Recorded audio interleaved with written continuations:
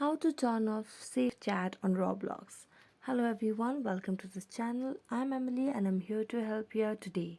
So without any delay, let's get started. First thing first, make sure that your Roblox application is updated to its latest version to avoid any sort of glitches. So just go to the Play Store and type in Roblox. Now as you can see, my app is updated, so I don't have the option of update.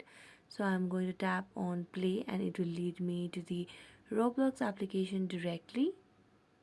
Now just wait for a while until you log into the Roblox application. Then you can see the option of more at the bottom right corner of the screen. Tap on that and then scroll down and find the option of settings. Then select on privacy.